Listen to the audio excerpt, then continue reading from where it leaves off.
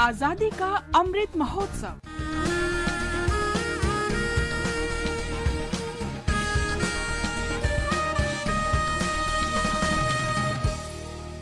आजादी का सफर आकाशवाणी समाचार के संग एक राष्ट्र का उदय। भारताचा स्वातंत्र्य लढा आधुनिक जगातल्या महान लढ्यांपैकी एक आहे। आकाशवाणी रोज आपल्यासाठी घेऊन येत आहे या लढ्याची एक झलक।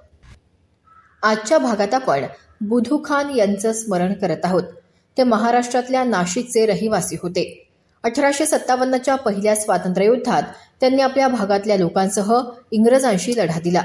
त्यांनी आपल्या शेजाऱ्यांना शस्त्रे उचलून इंग्रजांवर हल्ला करून परकीय राजवट उलथून टाकण्यासाठी प्रोत्साहित केलं। नाशिकजवळ झालेल्या हल्ल्यादरम्यान कंपनीच्या सैन्यानं खान यांना अटक केली। त्यांच्यावर देशद्रोहाचा आणि ब्रिटिश राजवटीविरुद्ध बंड केल्याचा आरोप ठेवण्यात आला। त्यांना जन्मठेपेची शिक्षा देऊन अंदमान बेटावर हद्दपार करण्यात आलं। 5 जुलै 1859ला बुधू खान यांचा तुरुंगात मृत्यू झाला। अशा या महान स्वातंत्र्य सेनानीला शतशः नमन।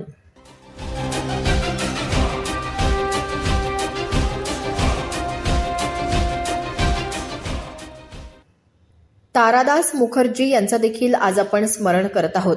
ते बंगालमधल्या नादिया इथले रहिवासी होते। तारादास हे नादियाच्या क्रांतिकारी गटाचे सदस्य होते।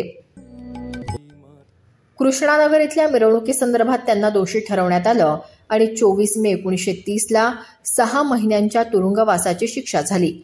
तुरुंगात तारादास यांचा प्रचंड शारीरिक आणि मानसिक छळ करण्यात आला। त्याला कंटाळून तारादास यांनी 5 जुलै 1933ला आत्महत्या केली। त्यांना विनम्र अभिवादन। हुतात्मा दुर्गामल यांचं देखील आज आपण स्मरण करत आहोत। ते हिमाचल प्रदेशातल्या धर्मशाला इथले रहिवासी होते।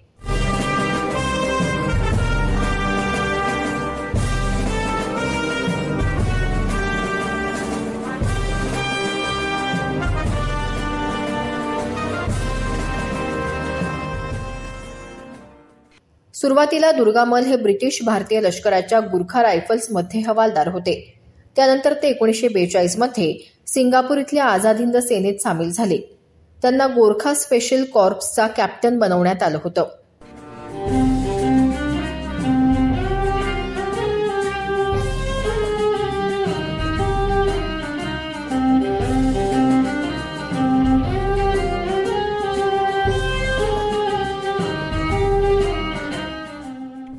एका गुप्त मोहिमेदरम्यान दुर्गामल यांनी भारत ब्रह्मदेश सीमेवरून आसाममध्ये प्रवेश केला, परंतु ब्रिटिशांनी त्यांना पकडलं। ब्रिटिश राजवटीविरुद्ध युद्ध पुकारल्याबद्दल त्यांना कोर्ट मार्शल करण्यात आलं आणि 5 जुलै 1944ला फाशीची शिक्षा सुनावण्यात आली।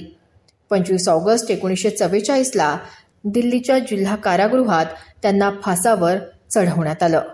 अशा या महान हुतात्म्याला आकाशवाणीचा सलाम।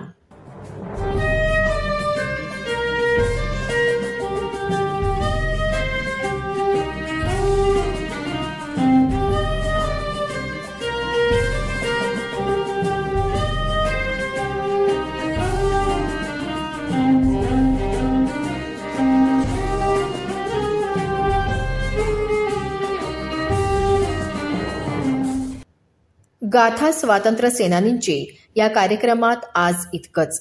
स्वातंत्र्यासाठी लढा दिलेल्या अशाच आणखी काही सेनानींविषयी जाणून घेऊया पुढच्या भागात।